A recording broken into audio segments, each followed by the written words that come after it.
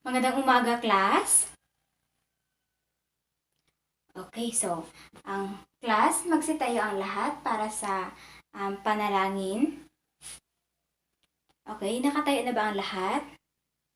Handa na ba ang lahat para sa ating pagdarasal? Okay, mabuti kung ganon. Okay, so, Sheena, maaari mo bang pamunuan ang ating panalangin? Okay. Sa ngalan ng Ama, ng Anak, ng Espiritu Santo. Amen.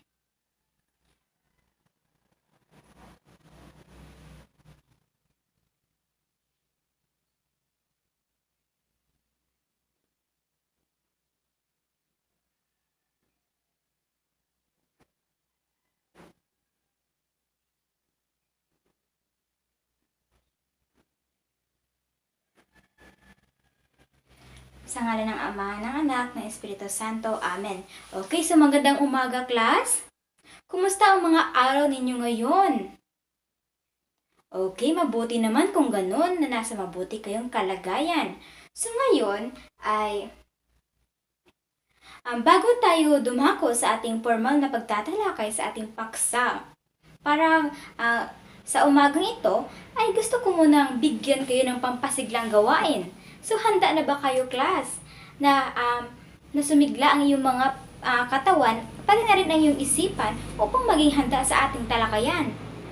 Okay, mabuti naman kung gano'n na handang-handa na kayo. Sa ating pampasiglang gawain ay, ang gagawin niyo lamang ay sumunod lamang kayo sa aking pagkanta at pagsayaw. Nakuha niyo ba, class, kung ano ang gagawin ninyo? Okay, mabuti naman kung gano'n. So, simulan natin. Okay. So, 1, 2, 3, go!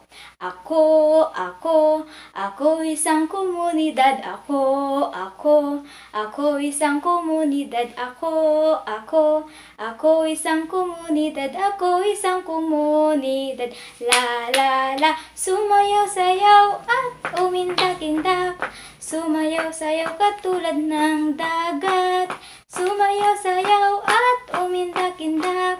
Sumayaw-sayaw katulad ng dagat.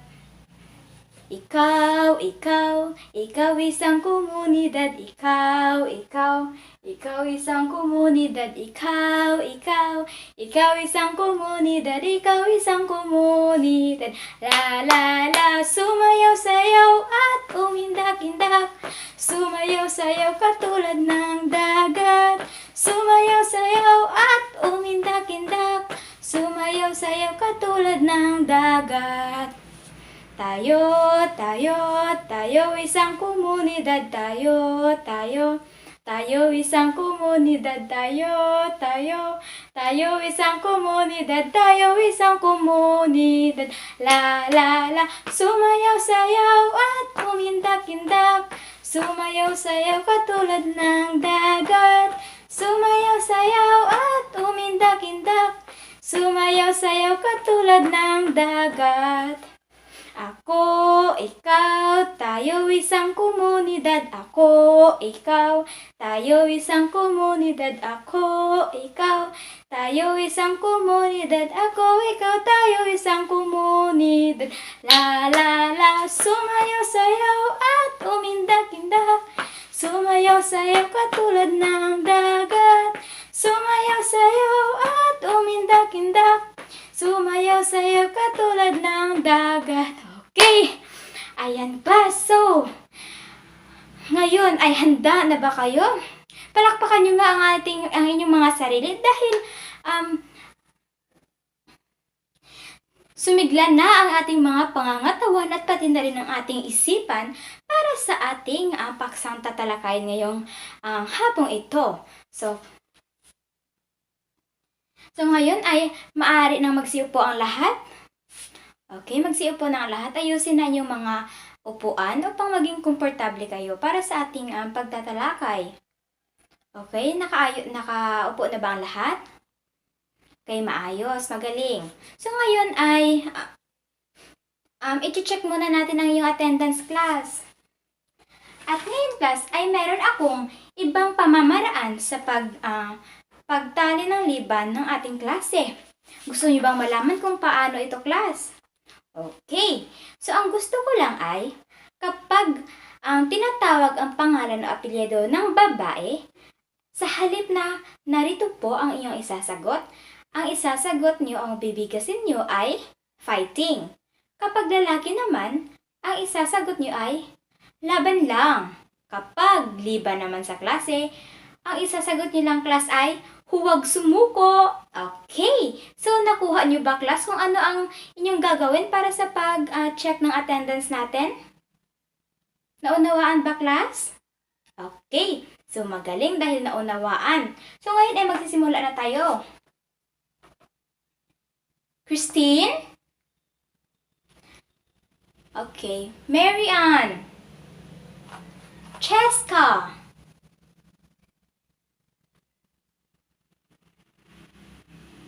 Sheena? Sa mga lalaki naman tayo. Alfred? Agustin? Romuel?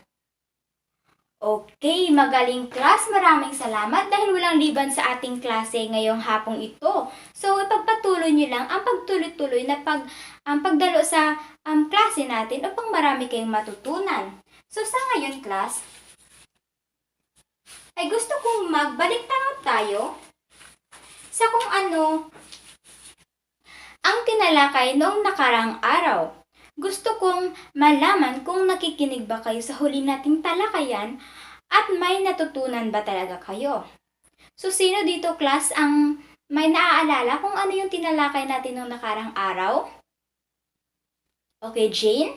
Magbahagi ka sa iyong naalala o natutunan.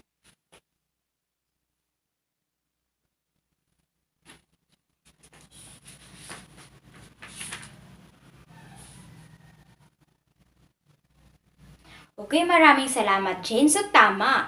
Ang tinalakay natin nung nakaraan ay tungkol sa di pagpapanaguri. So, ano nga ba ito? Meron ba kayong ideya? Okay, Sarah. Okay, so tama. Ang tinalakay natin nung nakaraang pagkikita ay tungkol sa di pagpapanaguri. So, ano nga ba ang di pagpapanaguri? Bilang pagbabalik tanaw, ito ay isang uri din ng pangungusap o lipo ng mga salita na karaniwang tinatawag ng non-predicative na walang simuno. Oo, ito ay walang simuno, ngunit nagpapahayag naman ng diwa at kaisipan. Kaya sa hapong ito ay magkakaroon na naman tayo ng bagong pangkaalaman. Ito ay ang tumutukoy sa syntaxis,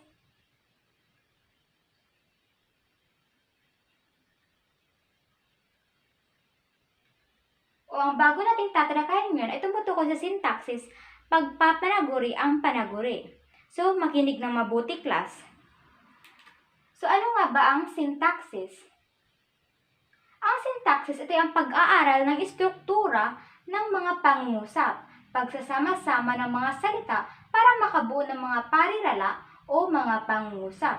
So, ang syntaxis, ito ay pag-aaral ng istruktura ng isang pangungusap.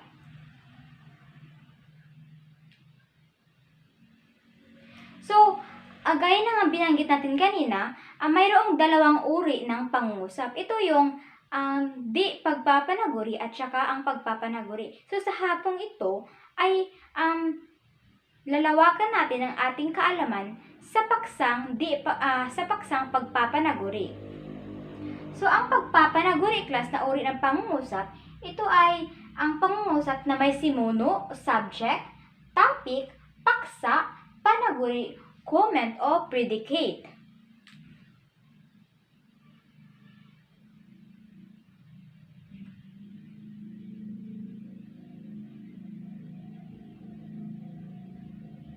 So, ang panaguri class na pangungusap ay maaaring isang pariralang verbal o di-verbal. So, ngayon ay palawigin natin ang ating kaalaman sa pagtatalakay muna sa pariralang di-verbal. So, unahin muna natin ang pariralang di-verbal. So, tinatawag na pariralang di-verbal ang mga pariralang pangalano, panghalip. Ito ay Sorry class, ito yung mga pariralang pangalan, panghalip, pang-uri, pang-abay, pang-ukol, at ang panghuli ay existential. So, ngayon ay dadako tayo sa pag-iisa-isa ng bawat halimbawang ito. So, ang panaguri, ito ay ang pangungusap na maaaring pariralang maging pariralang verbal o di-verbal gaya ng sinabi ko kanina, class. So, ngayon ay uunahin natin ang pariralang di-verbal. Ito ay mahalimbawang pariralang pangalan. So, sa pariralang pangalan, sa halimbawa ito ay Profesor ng Kolehiyo ng Arte at Literatura, si Profesor Virgilio Almario. So, ang tinutukoy dito sa pariralang pangalan ay nagsasalito sa isang pangalan ng tao na si Profesor Virgilio Almario. Ngayon ay sa pariralang panghalip naman tayo. So, sa pariralang panghalip, kayong lahat ang pag-asa. Ang halimbawa nito.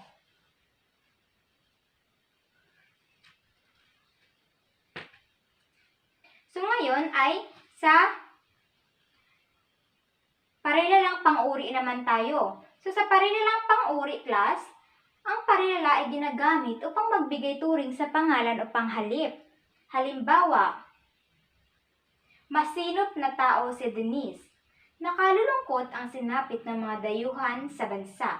So, ang pariralang pang-uri dito ay tumutukoy o nagbibigay turing sa pangalan o panghalip. Sa unang halimbawa, ang pang-uri na ginamit ay masinop. Sa pangalawang halimbawa naman ay nakalulungkot. Ngayon, class, ay dumako tayo sa pariralang pang-abay. So, ang pariralang pang-abay, ito ay halimbawa nito ay ang lubhang kahabag-habag ang kalagayan ng mga taga-Leyte. So, ito ay pariralang nagsasaad kung ano yung ganitong kahabag-habag ang sinapit ng taga-Leyte. Ngayon ay ang pariralang pang-ukol. So, ang pariralang pang-ukol, class, ito ay binubuo ng pang-ukol at ang layo nito. So, halimbawa, nasa inyo ang kinabukasan ng sambayanan. So, ang pariralang pang-ukol dito na ginamit ay nasa inyo. At panghuli, class, ay ang pariralang existential. So, ang halimbawa nito, class, ay mayroon nga sila, wala, mainam ang may sariling buhay, wala ka ng pag-asa, kaya huwag ka nang umasa pa. So, ang pariralang existential ay nagsasaad ito ng pagkakaroon ng mayroon pa or wala. So, naunawaan ba, class? May mga katanungan ba? Okay, magaling, mabuti kung ganun, kung wala. Ngayon ay dumako tayo sa pariralang verbal. So, sa ang pariralang verbal, class, ito ay tinatalakay nito ang tungkol sa focus at komplemento ng pandiwa. So, naiiba ang pandiwa nito sapagkat ito ay nababanghay at nagbababago din ng anyo batay sa aspekto nito. So, ito yung tinutukoy ng pariralang verbal. Nababanghay ang pandiwa sa pangyayari ng isang kwento kung ito ay ginaganap at gaganapin pa lamang. So, ang kaganapan o komplemento ng pandiwa. So, ito ay tumutukoy sa kaganapan sa pangalan o panghalip na nagpapakita ng kaugnayan sa panaguring pandiwa. So, ito ay mayroong 8 kaganapan. So, class, ang komplemento o kaganapan ng pandiwa ay mayroong 8 kaganapan. Kaya isa-isahin natin itong ipaliwanag at bigyang halimbawa.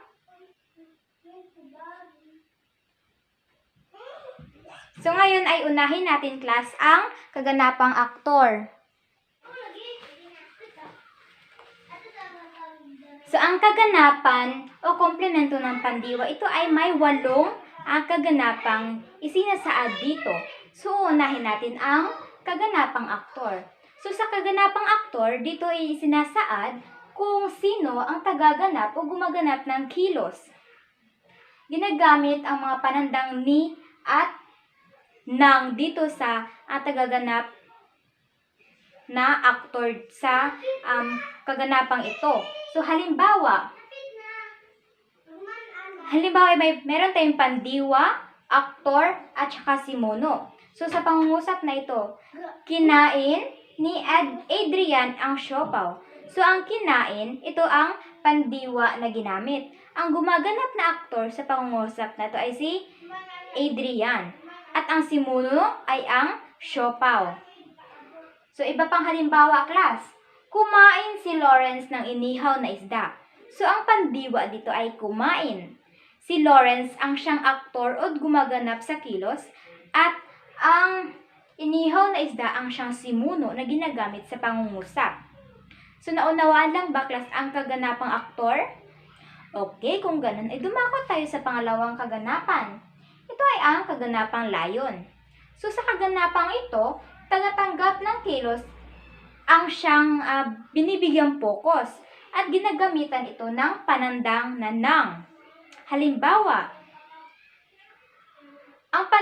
sa pangungusap na bumili ng sapatos ang aking estudyante. So, ang pandiwa na ginamit ito ay bumili. Ang tagatanggap ng kilos ay ang layo ng pangungusap na ito ay ang sapatos at ang simuno ay ang estudyante. So, bumili ng sapatos ang estudyante. So, sa kaganapang layon ay ginagamitan ng panandang na nang bilang pagbibigay focus sa layon nito. So, iba pang halimbawa, class. Nagluto ng spaghetti si ate. So, nagluto ang pandiwang ginamit. Ang layon sa pangungusap ay ng spaghetti at ang simuno ay si ate. So, okay lang ba, class? Okay, magpatuloy tayo. Pangatlong kaganapan. Ito ang kaganapang tagatanggap o benefactive.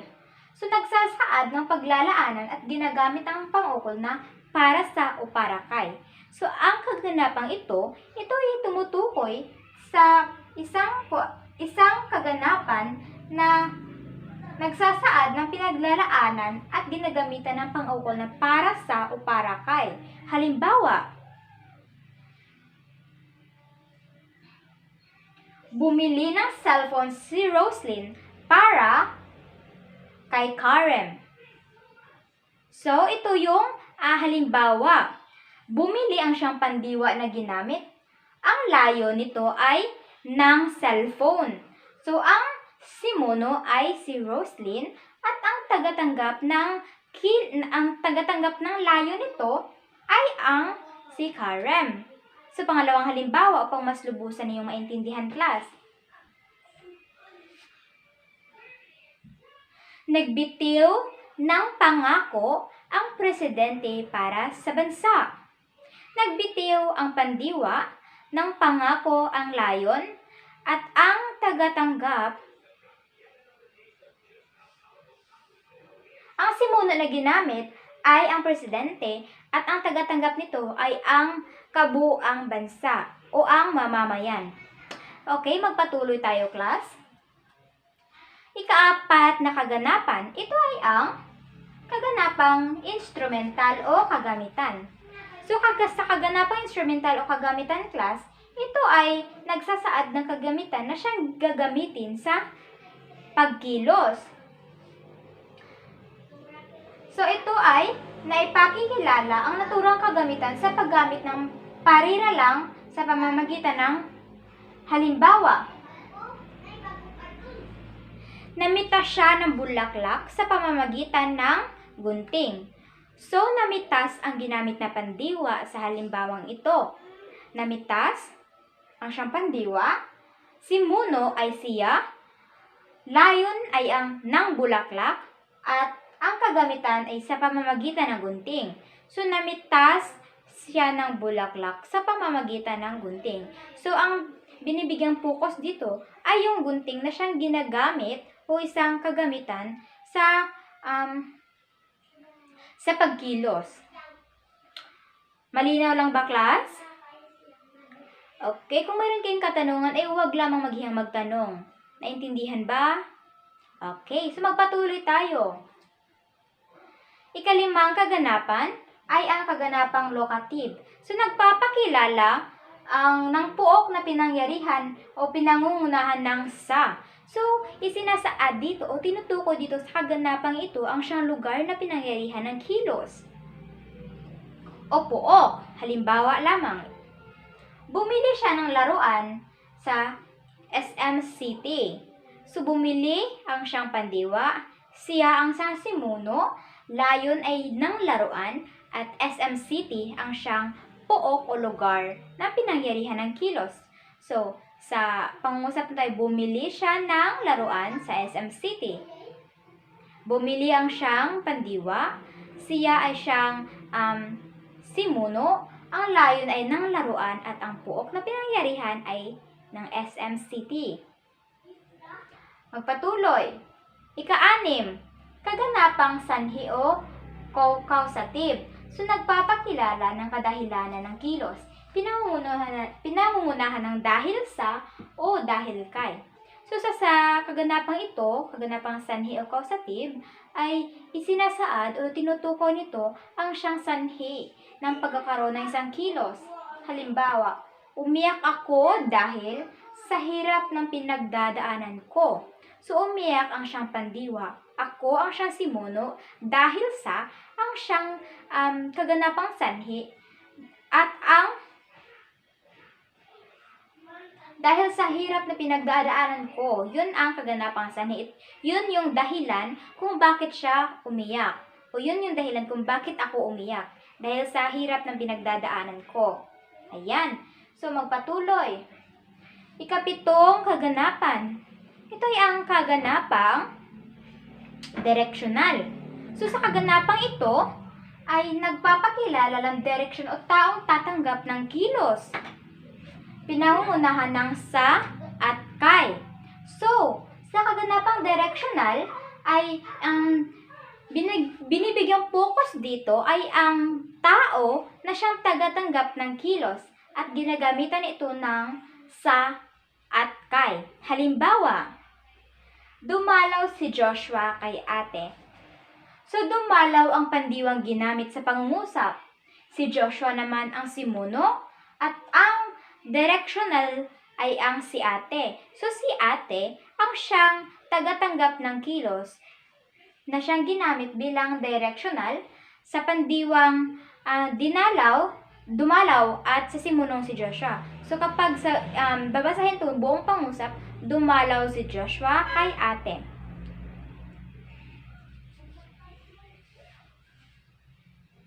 Ayan, so magpatuloy tayo, class. Ang panghuling kaganapan, ito ay ang reciprocal. So, ang reciprocal, class, ito ay ang aktor at goal ng simuno ng pangusap. So, ang pandiwa ay bangkay sa panlaping kabilaan ng mag at an. So, halimbawa, nagmahalan ang magkasintahan. So, ibig sabihin ng reciprocal, class, ay kung yung isang tao ang siyang nagbibigay ng kilos at nire-reciprocate ito ng isang tao. So, silang dalawa ang kumbaga, exchanging, reciprocate. Ayan. So, naunawaan lang ba, class? So, pasensya na kung hindi ko masyadong naano yung reciprocal, yung malaliman niyang pagpapakahulugan. So, magbibigay ako na lamang ng iba pang halimbawa. So, nagmamahalan sila. Nagkukwentuhan ang mag-ina. Ayan. So, sa pangungusap na ayan, makikita natin ang pagkakaroon ng reciprocal sa gumaganap ng kilos. So, class, may katanungan ba kayo tungkol sa ating talakayan? Tungkol sa pagpapanaguri at ang mga kaganapang aking tinalakay ngayong hapon? Wala lang ba? Naunawaan niyo bang lahat? Kung ganun, ay handa ba kayo para sa ating pagsasanay? Okay, kung ganun, handang-handa na pala kayo. Tataksain ko ang iyong natutunan dito sa pagsasanay na ito kung talaga bang naunawaan niyo ang ating paksang tinalakay.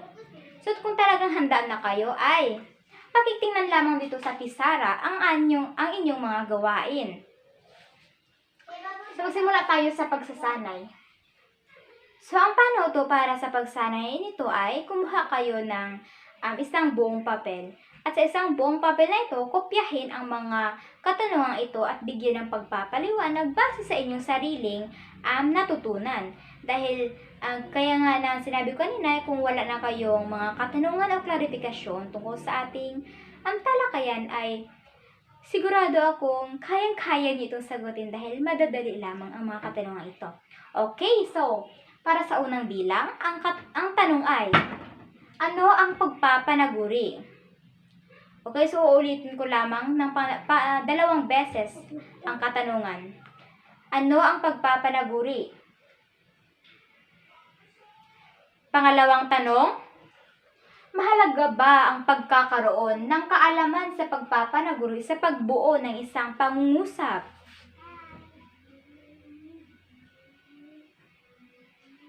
Mahalaga ba ang pagkakaroon ng kaalaman sa pagpapanaguri sa pagbuo ng isang pangungusap?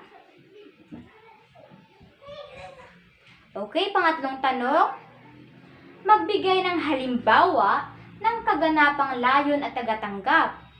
Tig-dalawang halimbawa ang ibibigay nyo sa dalawang kaganapan na aking hinihingi ng halimbawa. So, dalawang puntos. Dalawang puntos lang ang ibibigay ko sa bawat halimbawang iyan. So, nakuha lang ba, class? Okay, so ngayon ay simulan nyo ng sagutan ang pagsasanay.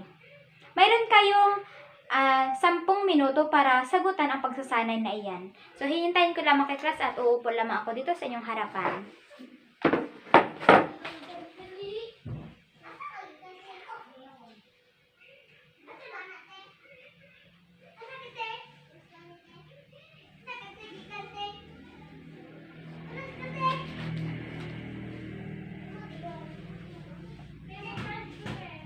Ayan, so pakipasa na inyong mga gawain. Tapos na ba ang lahat, class? Okay, gusto ko lang masigurado kung lahat ba ay nakasagot na. Nakasagot naman siguro ang lahat. Okay, mabuti. So pakipasa na inyong mga gawain at dumako tayo sa ating pangalawang gawain. Ito ay ang pagtataya. So ngayon ay dahil natapos na natin ang pagsasanay, ay tatayain na naman natin ang inyong pangkaalaman. Handa ba kayo, class? Very good. Magaling na magaling. Handang-handa kayo sa kahit anumang gawain ibibigay ko sa inyo. So, sa pagtatayang ito ang panuto. So, ang pagtatayang ibibigay ko sa inyo ay kinapapalooban ng 3 gawain. Ang gawain ito ay ang pagpapaliwanag, pagtatapat-tapat, at ang pagtukoy. So, una, okay, ilalagay ko lang dito sa harapan, class, kung babasahin ko din na at meron din akong ilalagay sa harapan para hindi kayo masyadong mahirapan. Ayan.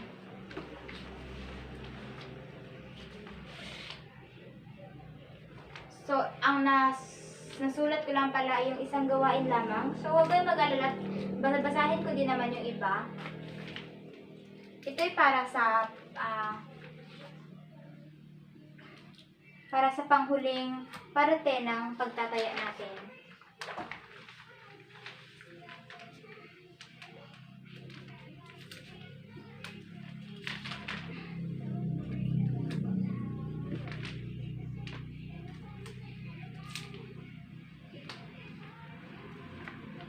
Ayan.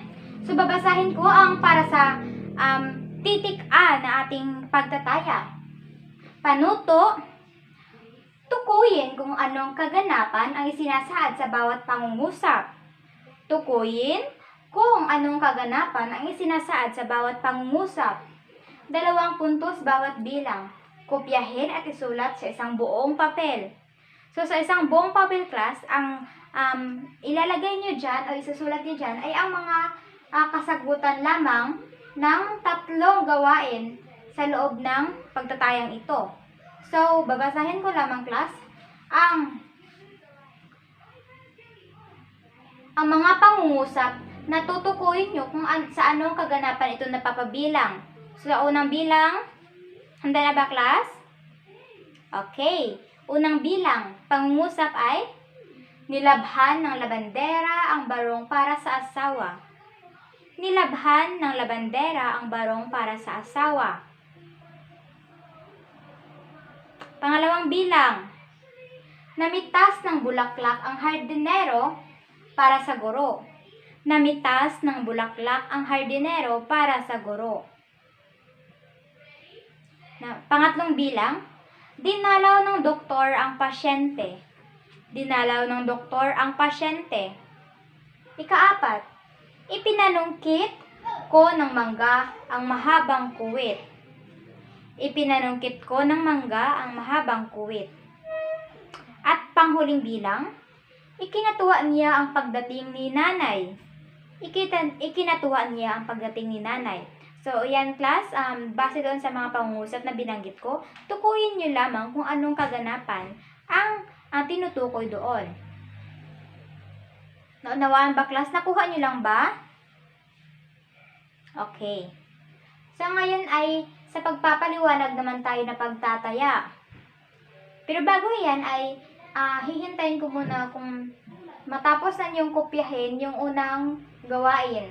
Ayan, so bibigyan ko kayo ng karagdagang 2 minuto para sa pagsusulat upang magpatuloy tayo sa ating pangalawang gawain. Okay, so ayan, dumako na tayo sa pagpapaliwanag. So, ang pagpapaliwanag, class, ay mayroon lamang 2 item.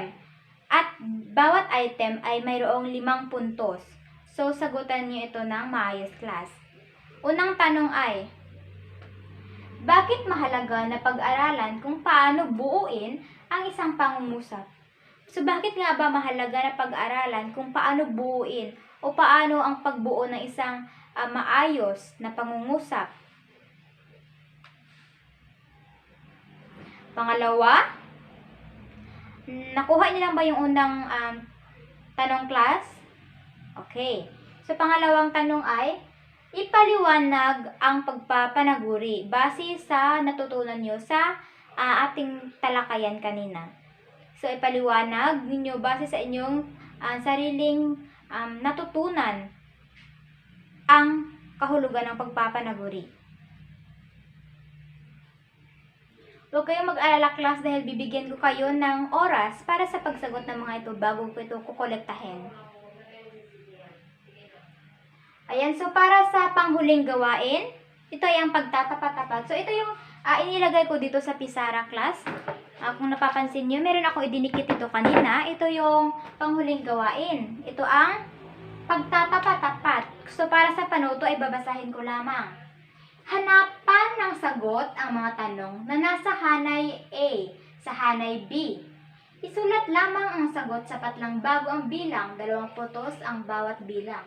So, dito, class, kung masyadong mahaba na siya, ay huwag nyo na lamang kopyahin yung hanay A at saka hanay B. So, ang isusulat nyo lamang ay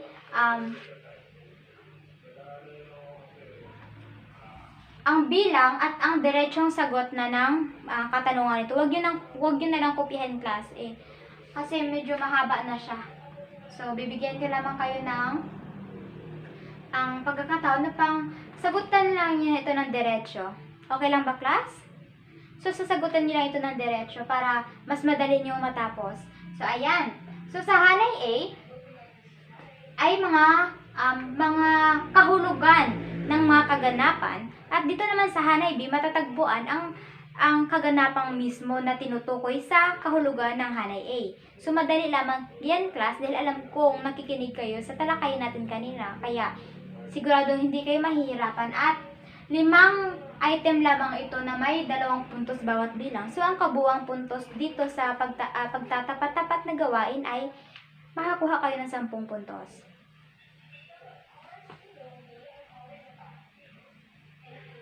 Okay? So, magbibigay ako sa inyo ng karagdagang oras para sa pagsagot dahil medyo mahaba-haba ito. Kaya, hintayin ko lang kung hanggang sa matapos kayo. O bibigyan ko kayo ng 5 minuto class para sa pagsagot upang hindi nyo sasayangin yung oras. 5 minuto lang class.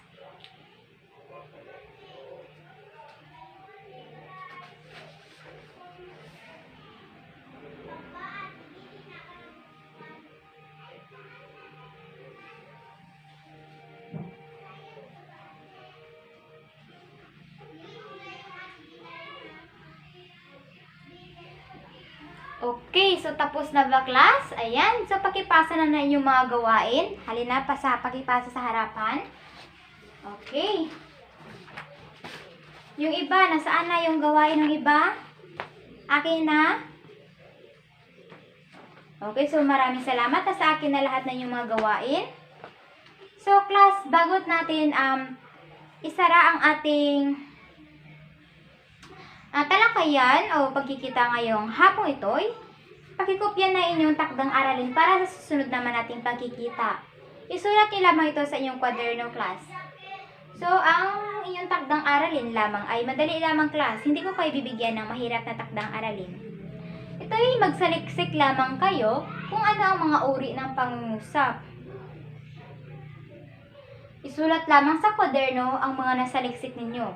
So, wawastuhan ko ang iyong kwaderno upang masigurado ko kung sino talaga o upang masiguro ko na kayong lahat ay nagsaliksik dito sa takdang aral nito. Wawastuhan ko ang iyong mga kwaderno. Kaya siguraduhin niyo class na kayong lahat ay gagawa ng ating takdang aralin dahil mayroon din itong karagdagang puntos para sa inyong grado. Ayan, so class, okay na ba kayo? Pakiayos na inyong mga upuan.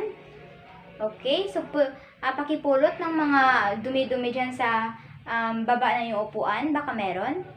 At kung wala na at ayos na ang mga upuan, ayos na din ang ating silid, ay magsitayo na ang lahat para sa ating panapos na panalangin. Okay, sa ngalan ng Ama, ng Anak, ng Espiritu Santo. Amen. So Panginoon, maraming salamat po sa hapong ito. Dahil marami po kami natutunan sa talakayan na sa paksang aming tinalakay po, Panginoon. Maraming salamat din po, Panginoon, sa biyayang ibinigay niyo po sa amin, sa biyayang ipinagkaloob niyo po sa amin sa araw-araw. Panginoon, naway patuloy niyo po kaming gabayan sa aming pag-aaral, lalong-lalo na po, at sa aming pamilya din po na maipalayo, na huwag niyo po kaming ipahintulot sa tukso at sa mga masamang gawain po, Panginoon. Gabayin niyo po kami na sumunod sa landas na matuwid. Sa ngalan ng Ama, ng Anak, ng Espiritu Santo. Amen. So, class, maraming salamat sa inyong pakikinig at kooperasyon.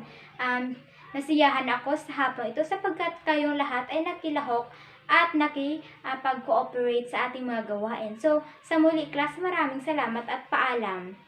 Okay, paalam, class.